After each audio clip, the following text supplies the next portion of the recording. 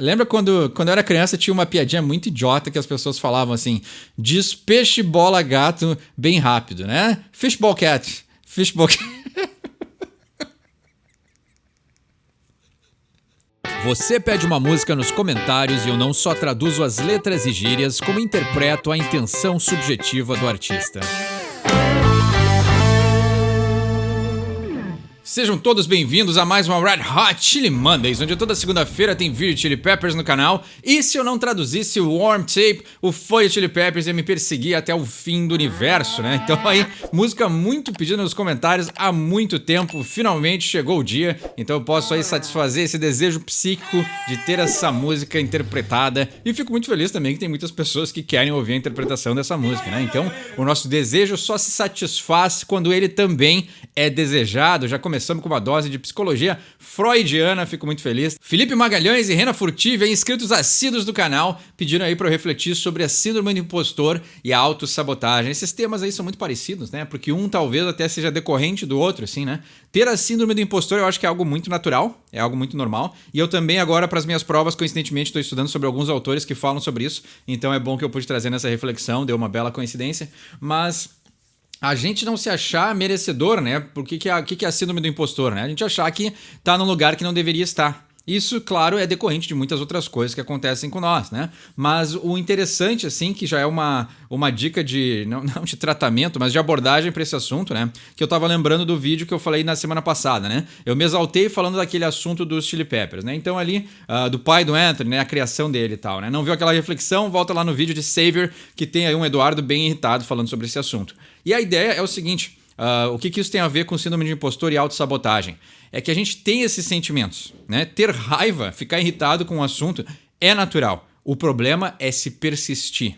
A gente duvidar das nossas capacidades é natural. O problema é persistir. Então, se tu ficar duvidando de ti por muito tempo, ou tu duvida tanto de ti a ponto de que tu não faça alguma coisa, né? Então, que nem diziam, né? Às vezes a gente pode ter medo de fazer alguma coisa, mas mesmo com medo, tu tem que fazer aquilo que tu quer. Então, se o medo tá te impedindo de fazer o que tu quer, aí já é algo mais profundo. Aí já é algo que realmente é impedidor. Ele tá te barrando, ele tá te impedindo, ele tá aí tirando de ti a oportunidade de fazer algo que talvez tu tenha um talento e tu tenha capacidade. Aí o medo é muito maior do que a vontade. Aí esse desbalanço, né, esse imbalanço de forças, ele acaba sendo prejudicial, né? E a autossabotagem, ela é já mais profunda, né? Porque a síndrome do impostor, eu acho que ela é mais leve, assim, de termos de consequências psíquicas. Eu não me acho merecedor. No próprio canal, assim, às vezes, né? Eu vejo o canal crescendo, assim, eu vejo muito mais pessoas comentando, muito mais pedidos, muito mais críticas, né? Nem todo mundo concorda com o que eu falo, e na internet as pessoas são muito vocais na hora de discordar, e às vezes dá um leve pensamento assim, pô, mas será que eu devia estar fazendo isso? Às vezes eu tenho, tipo assim, até o clássico, o medo do sucesso, que não deixa de ser uma vertente da síndrome do impostor, né? Tá, e se o canal crescer?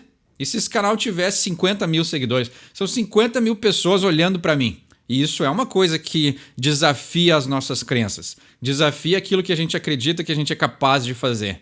O que acontece, que é um movimento saudável, é que, independente dessas coisas e desses pensamentos, eu continuo vindo aqui gravar vídeo. Então eu acho que eu tenho algo... a teoria, agora entrando mais na teoria, né? Albert Ellis é um cara muito legal, assim, ele tinha uma teoria da ação, né? Que ele fala uma coisa que irritou muita gente quando a professora falou em aula, né? Que os nossos problemas são nossa responsabilidade, né? Então a nossa vida vai ser muito melhor quando a gente assumir a responsabilidade pelas nossas ações e não ficar culpando coisas grandiosas e externas. Isso é Albert Ellis, um comportamentalista aí, criou também essas teorias comportamentais cognitivas, né? É isso que eu estou estudando para a prova, enfim.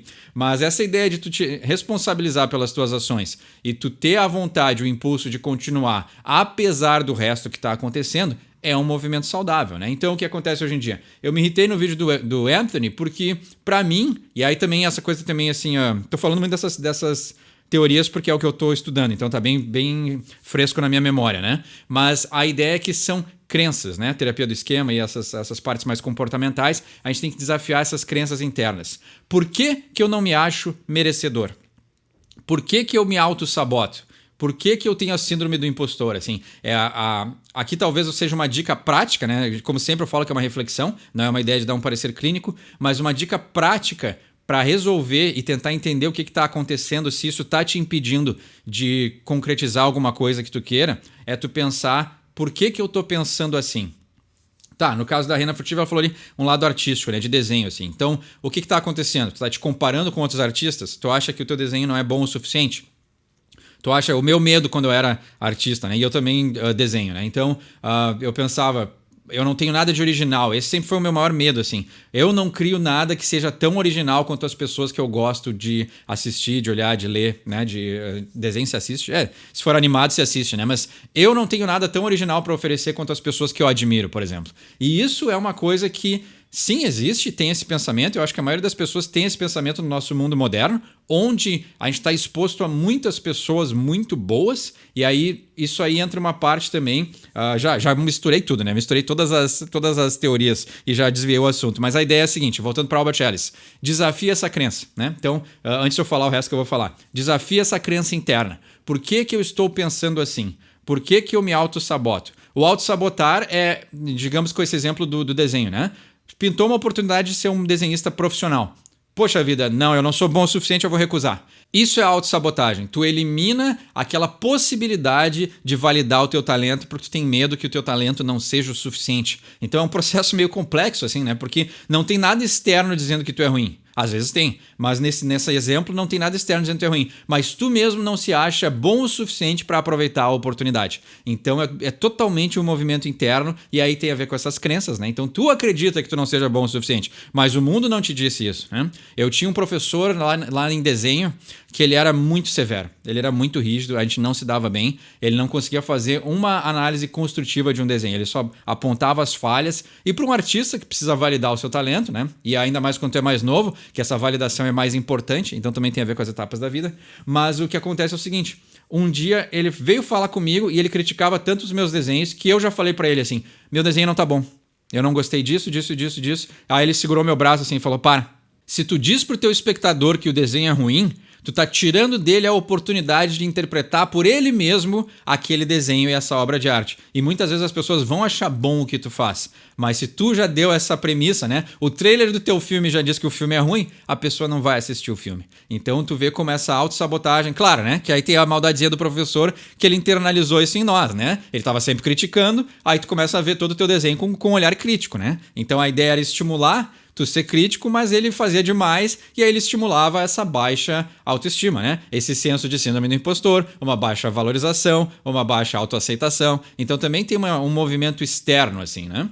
E aí, voltando para aquela parte, né, que eu falei, a gente pode se deixar sentir esses sentimentos, mas eles não podem tomar conta, né? Então, como eu falei ali, né? Nos dias de hoje, esse é um assunto que me mobiliza muito, porque a gente vê, né? Como eu falei em alguns outros vídeos já, né? Monstro não se cria sozinho. Quando os pais põem a culpa nos filhos, ou os pais não se responsabilizam pela criação dos filhos, tu tá tirando a responsabilidade, passando para a próxima geração e tu tá desconectando essas coisas. E isso me deixa muito irritado. Isso mexe com as minhas emoções. Então, hoje em dia a gente está vendo pais interferindo na criação dos filhos que são pessoas que dependem da influência de um adulto. E a gente está vendo adultos traumatizados influenciando crianças. Isso me irrita totalmente. Isso é algo que me mobiliza muito. E eu acho que o mundo está partindo para um lado aí que não é muito saudável, né? E a gente está vendo movimentos muito grandes em influenciar pensamentos de criança, sexualidade de criança. A gente está mexendo com coisas que não tem que mexer. E para mim isso aí é uma convicção, é um valor. Então isso é outra coisa da teoria ali dessas comportamentalistas, né?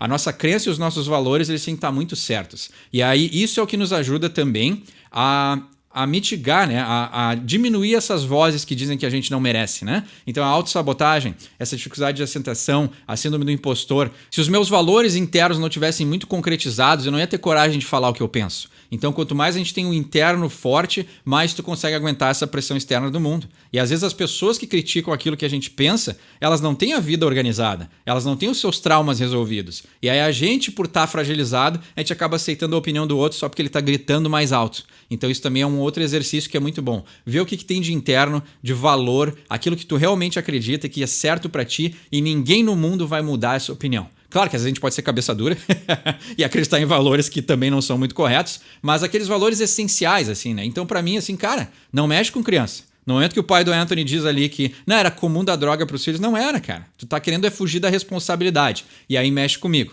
E aí o que aconteceu? Naquele vídeo eu me irritei, agora eu não tô mais irritado, porque a gente tá falando de outro assunto. E esse é um movimento saudável. Se permite sentir a emoção, mas não deixa a emoção tomar conta da tua vida.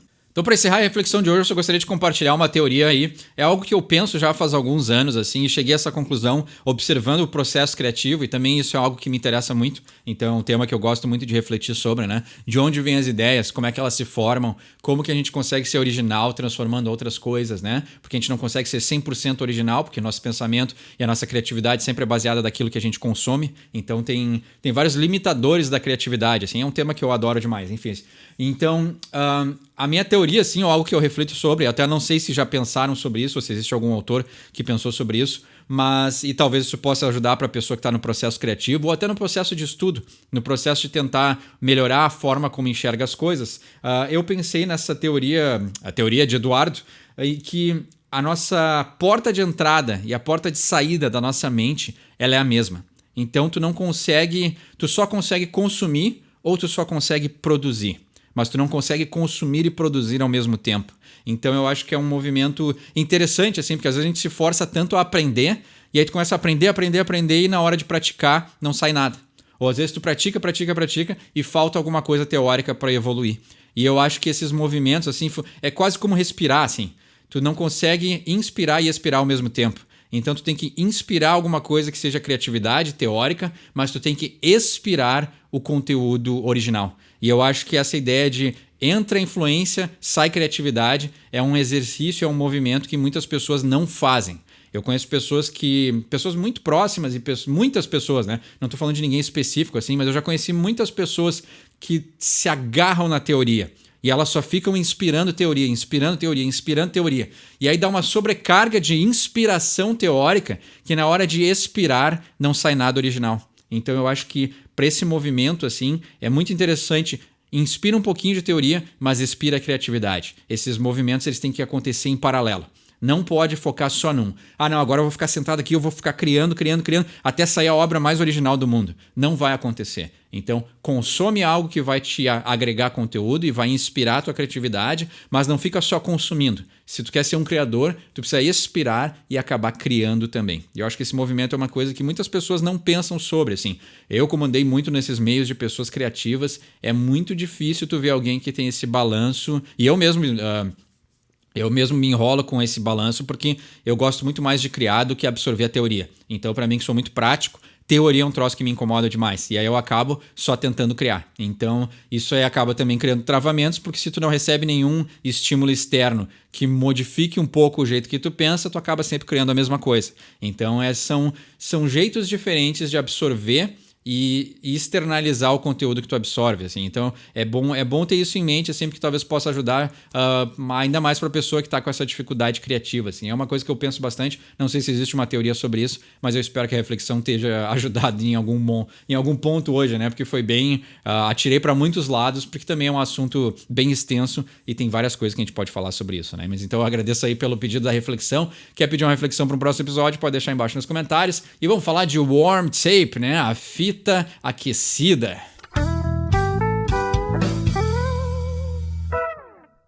Warm Tape mostra um Chili Peppers aí experimentando com sintetizadores e teclados, então saindo das suas origens funkeiras, né? Acho que eles nunca perderam as origens, mas se afastando muito aí do que eles iniciaram na carreira com os primeiros discos. Então a gente tem aí um som que dá uma explorada em coisas diferentes e aí também mostra aí essa dualidade, né? Que são teclados nos versos, né? Sintetizadores e guitarras nos refrões. Então a gente tem aí uma forma de compor e estruturar uma música muito diferenciada, mas pelo visto ela ressoou muito com os fãs porque muita gente pediu Warm Tape há muito tempo e hoje finalmente vamos falar dela, né? Então, Warm Tape, né? E aí o contraste, o que é? O teclado, ele é totalmente sintetizado, ele é digital. E aí, o Warm Tape é a fita quente, né? A ideia lá do passado que ainda se gravava em rolo de fita, né? O material, isso é uma coisa mais da música, assim, que é aquela...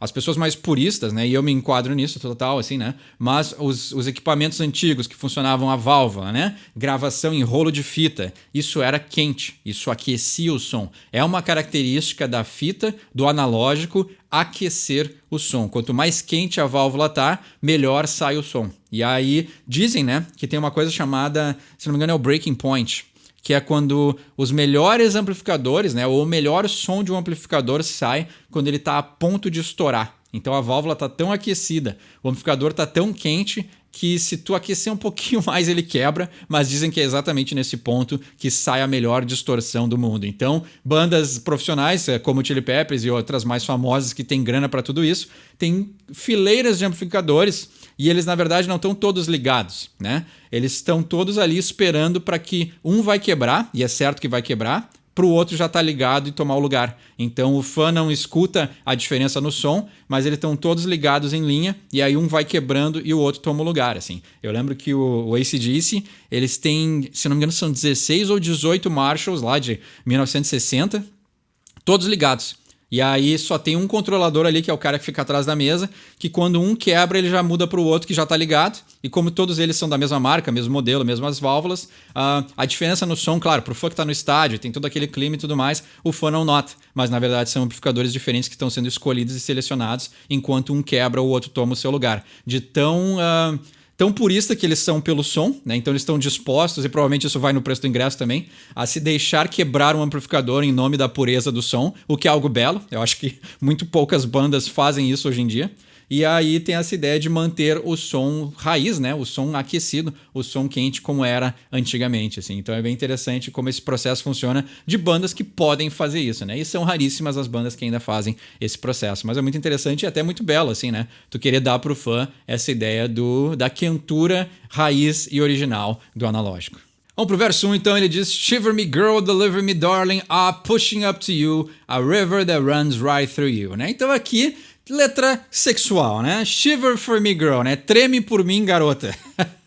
O que será que ele tá falando, né? Deliver for me, darling, my darling, né? Então me entregue, minha querida, né? Mas deliver é aquela ideia, tipo... O deliver é a entrega, né? Se tu vai, que nem a gente tem aqui no Brasil, né? Delivery, né? É a teleentrega. Mas o deliver em inglês, ele tem uma conotação mais religiosa, né? É me entrega a bênção, me entrega essa coisa mágica que vai mudar a minha vida, né? É me abençoar quase o deliver, né? Então tem um lado espiritualizado nessa entrega que essa moça faz enquanto treme, né? Então o que será que o Anthony está dizendo com isso, né? Pushing up to you, né? Eu estou empurrando lá em cima para você. Cada frase vai ser uma risada, né? A river that runs right through you, né? Um rio que corre diretamente através de você. Olha só o Anthony, né? Tá, vamos tirar um pouquinho a cabeça da sujeira, né? O rio que corre pela pessoa também pode ser a ideia espiritual da alma, da energia vital, a conexão entre uma alma e outra, né? Então pode ter um lado um pouquinho mais espiritualizado em toda a bagacerice que o Anthony cria nas suas músicas, né? Swim for your smile in a blue rock quarry, make it for me baby, you won't be sorry. Shiver for me now, deliver for me my darling, né? Então... Eu nado pelo seu sorriso na pedreira de Blue Rock, né, da Pedra Azul. Essa pedreira aí era um lugar que foi... interessante assim essa metáfora, né? Essa pedreira ela foi inundada. Então eles usavam como pedreira, mas eu imagino que aí quando já não tinha mais o que extrair, eles inundaram e virou tipo um parque onde as pessoas podem nadar, praticar esporte aquático e tudo mais. Então essa Blue Rock. Então é interessante que tu só pode nadar num lugar que tá cheio, né? Então era uma pedreira, essa ideia de que era vazio, era duro, era sólido, rígido. Então tem várias metáforas assim, né? Como uma pedreira que foi inundada. E agora que essa pedreira está completa, ela tá cheia de água, talvez a água espiritual, a água do sentimento, ele pode nadar nas águas dessa moça. Interessante. Make it for me, baby, you won't be sorry, né? Então, make it for me é a ideia de vem até mim, né? Make it, consiga concretizar, faça. Mas é a ideia de talvez eles estão nadando e ele diz, não, vem ao meu encontro, né? You won't be sorry, você não vai se arrepender. Shiver for me now, deliver for me, darling, né? Então, treme pra mim agora e me entregue, né? Me abençoe, minha querida. Miles and miles of netherworlds I roam, settle for love you never far from home, né? Então milhas e milhas de mundos inferiores eu caminho, né? O roam é essa ideia de caminhar indo em busca de algo, né? Devagar por aí, assim, né? E o Netherworlds é a empresa que faz o Mortal Kombat, né? E o Netherworld, Netherrealms, e são aí os mundos inferiores, os mundos de baixo, né? Os mundos subterrâneos ou até de outra dimensão, né? Mas é essa ideia de para baixo. Nether é a ideia de algo que é inferior, algo que é para baixo. Então aí mundos talvez até malignos ou mundos de escuridão tem várias conotações, assim. Então aqui é bem poético, assim, né? Então ele caminhou por milhas e milhas de mundos inferiores, né? E essa coisa de devagar, né? O andarilho. Ele caminhou em busca de amor, né? Settle for love, never for home. Então aceita, né? O settle é a ideia de se acomodar. Então se acomoda para o amor, você nunca está longe de casa, né? Então, ou aceitar também, né? Settle também pode ser aceitar. Mas essa ideia de que fala muito de tudo que a gente já traduziu até agora de Chili Peppers, né? O Anthony caminhou por mundos inferiores, né? E se tu realmente está em busca de amor, não são nos mundos subterrâneos e da escuridão que tu vai encontrar. Então o Anthony estava nessa busca, mas no lugar errado. Então pode ser interessante, né? E é por isso que ele vaga, né? O Rom tem essa ideia de vagar por aí, né? Settle for love, never far from home. Então, né? Aceite o amor, você nunca está longe de casa. Carry me down into the waters of, carry me down into the water of love. Two of us were made of angels' dust. I've been around, but not around enough. Então, né, me carregue aí nas águas do... Me carregue até as águas do amor, né? Então, Dire Straits tem uma música chamada Waters of Love, não tem? Tem alguma coisa assim, né? Então talvez seja uma menção. O Anthony adora aí fazer menção a músicas de outros artistas, né? Então não duvido que tenha algo conectado aí com essa música do Dire Straits. Se eu não me engano, tem um som assim. E aí ele diz, Two of us were made of angels' dust, né? Nós dois fomos feitos aí da poeira dos anjos, né? Poeira dos anjos é uma gíria. Agora eu não sei se é pra Snow ou se é pra heroína. Então eu não sei qual das drogas é o Angel Dust, mas é uma gíria pra droga, né? Que é até um dos nomes de um disco do Faith No More, não é? Então, se eu não me engano, tem... Que é gíria pra droga, eu sei que é. Mas eu não sei agora exatamente qual que é. I've been around, but not around enough, né? Então, eu estive por aqui, né? I've been around, né? Eu dei minhas voltas, mas ainda não foi o suficiente, né? Não dei voltas o suficiente. Então, é um Anthony aí também que não quer se comprometer, né? Shadow my free form, a woman that I could keep warm. Quiver for me, girl, give me your head and shoulders. A sombra é a minha forma livre. Ah, interessante, né? Sombra, para alguém que curte psicanálise, já diz tudo, né? Então, a sombra deles são aí os medos, os temores, a autossabotagem, como a gente falou aí na introdução, né? Então, sempre dá essa coincidência. A woman that I could keep warm, né? Uma mulher que eu poderia aquecer. Interessante, né? Então, a fita também pode ser essa ideia do romantizar o feminino da fita, né? De gravar em rolo. Uma romantização do equipamento. Pode ser assim, de algo que é frio, e tu sente amor por isso, né? Então, essa conexão do músico com a música e com os métodos de gravação também tem um lado bem romantizado, assim, né? Quiver for me, girl, né? Então, treme por mim, garota. Give me your head and shoulders. Me dê a sua cabeça e os seus ombros, né? Mas give me head é uma expressão para... Como é que eu posso traduzir isso sem ser expulso dessa plataforma?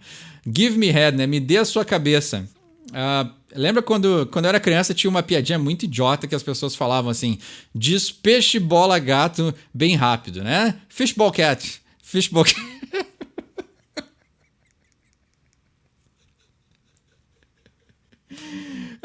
As coisas que o cara tem que falar para conseguir traduzir um Chili Peppers, né? Então, give me head, me dê a sua cabeça, é isso, é o peixe, bola, gato. Pra quem lembra dessa piada infame, é isso, é o peixe, bola, gato, né? E agora que eu falei, então vamos ficar sério um pouquinho aqui. A ideia de personalizar a máquina que grava também pode ser, porque olha só, Shadow my freeform, né? Então a sombra é a forma livre do Anthony, né? Então ele botar aquilo que incomoda ele, os traumas em letras de música. Aqui ele pode estar falando de música, né? A woman that I could keep warm, né? Então a máquina que grava, né? A máquina de rolo, a máquina de fita, né? Tem uma conotação feminina, né? Então, ela poderia ficar aquecida, porque a máquina e todos esses equipamentos analógicos esquentam demais. Ele faz o equipamento esquentar porque ele está gravando, está sendo usado. Quiver for me. Essas máquinas, como era tudo analógico, as coisas de vez em quando até tremiam. Então, e essas pequenas vibrações que aconteciam na máquina de gravação também influenciavam na música. Então, pode ser a vibração da fita, ela influencia no som. Então, uma música que foi gravada em rolo de fita, ela tem uma sonoridade diferente de uma música que foi gravada no computador. Então, também tem isso. Tanto é que hoje em dia tem simuladores de fita. Então, para aplicar esses pequenos defeitos, essas pequenas peculiaridades da gravação de fita analógica, tem até simulador disso para tu botar no computador, né? E aí ele diz, give me your head and shoulders. Me dê a sua cabeça e os seus ombros. A máquina de gravação em fita, a parte que entra em contato com a fita é a cabeça. Então, eu não duvido, e também assim, o que acontece? aquilo... Agora, como é que é? Todos os mecanismos que a máquina de rolo tem braço. Tem o braço que encosta, tem a cabeça, tem o braço que puxa a fita e tem a cabeça que encosta nela. Então tem elementos humanos dentro da gravação. Então eu não duvido, estou chutando muito longe assim, mas eu não duvido que exista uma comparação entre o feminino aqui, essa ideia da mulher que recebe, né? Olha só, pode até ser, hein? A mulher que recebe aí a onda e as águas espirituais do mundo pode ser a máquina de gravação. Porque ela está recebendo tudo que o Anthony tem para oferecer. E ele vai preencher o rolo de fita analógico e quente com as suas águas criativas e espirituais. Então, não sei.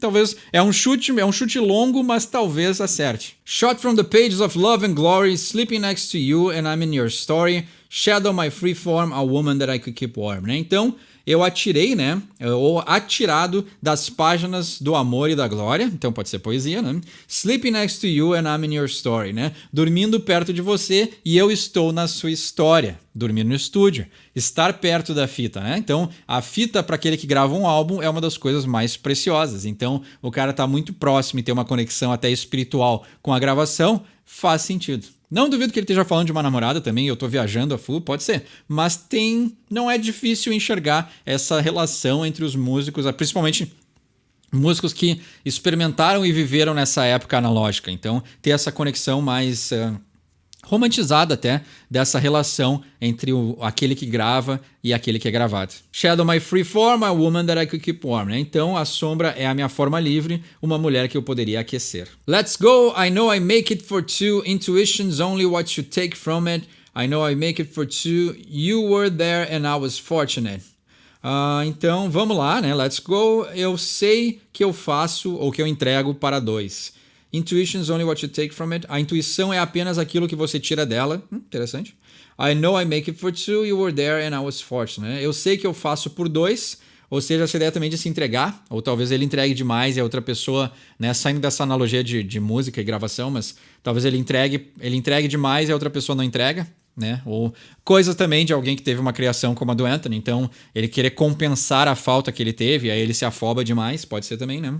I know I make it for two, you were there and I was fortunate, né? Então você estava lá e eu fui afortunado, né? Eu tive essa sorte de você estar lá. I know I make it for two, messy bad, a part of cheating, I won't fall for you. I know I make it for two, I make it for two, I make it for two and... aí ele entra no refrão, né? Então eu sei que eu faço por dois. Uma cama bagunçada faz parte da traição e eu não vou cair por você. Interessante, assim, agora que a letra tomou outro lado, assim, né? Então, uma cama bagunçada faz parte da traição e eu não vou cair por você. Eu sei que eu faço por dois, então eu sei que talvez eu me esforce por dois, eu me esforço por dois e treme por mim agora, me entrega a garota, né? E aí nesse último refrão ele muda um pouquinho, né? Então vamos lá. Eu sei que eu faço por dois, né? Então talvez ele se esforça por dois, ou ele entrega por dois. E treme por mim agora, né? Shiver for me now, deliver for me, my darling. A living that I could be giving to you, my sweet love, né? Então me entrega agora, minha querida. A living, né? Então uma vida que eu poderia estar dando para você, meu doce amor. Swim for your smile in a blue rock quarry. Make it for me, baby, you won't be sorry, né? Então eu nado pelo seu sorriso nessa pedreira de Blue Rock. Faça por mim. Então tá interessante. Tá, então pode ser também aqui assim, né? Saindo um pouco das analogias lá que eu tava falando no verso 2. Ele tá entregando demais para alguém que não tá entregando de volta para ele. Isso é autossabotagem e isso é sinal de alguém que cresceu em uma família traumatizada, com uma influência ruim de um pai que também tinha seus traumas e não soube curar eles antes de repassar para os filhos. Então o que está acontecendo? O Anthony está se esforçando demais para ter algo que ele nunca teve, então é uma compensação e essa pessoa aqui, claro, ninguém tem a obrigação de suprir as tuas deficiências emocionais, né? Só tu mesmo, né? Albert Ellis, como eu falei lá na introdução, né? Tu tem que ser responsável pela tua vida. Então ele está tentando talvez compensar por duas pessoas a falta que ele teve na própria infância. E aí, isso também é clássico de pessoas que têm traumas, ele acaba se relacionando com alguém que não consegue entregar aquilo que ele precisa, justamente por uma forma de compensar. Aí ele entrega pelos dois para conseguir, é quase que uma autossabotagem. Ele acaba entregando pelos dois para poder confirmar para ele mesmo que ele não merece o amor de uma pessoa saudável. Então é bem complexo assim esse movimento e né, analisando pelo lado psicológico, assim, é muito claro por que o Anthony não tem relacionamentos saudáveis. Make it for me, baby, you won't be sorry, né? Então aqui, como eu falei, ele tá suplicando e pedindo pra ela vir até ele, né? Ou vir até o meio, né? Ele tá entregando demais, essa pessoa tem que vir até o meio. Shot from the pages of Love and Glory, sleeping next to you and I'm in your dreams, né? Então, vindo, né? Atirado, vindo diretamente das páginas do amor e da glória, dormindo do seu lado, eu estou nos seus sonhos. E aí ele termina a música dizendo settle for love, né? Aceite esse amor que ele tá tentando oferecer. Então é interessante, assim, né? Dá pra ver muitas coisas aqui nesse movimento dessa música de acordo com a criação do Anthony e as coisas que ele não teve também, assim. Então letra complexa, assim. O comparativo que eu fiz ali com a máquina de gravação também acho que é válido, assim, tem algo nas palavras que ele escolheu que me remete àquilo, mas talvez não seja, né? Mas tem essa opção, assim. E o jeito dele de escrever é bem irreverente, então é uma possibilidade, né? Então essa música aí bem complexa, tem um entendimento melhor desse som, quer pedir um som para um próximo episódio, deixa embaixo nos comentários. Meu nome é Eduardo, esse é o Sorry from English, e quem sabe inglês tira suas próprias conclusões.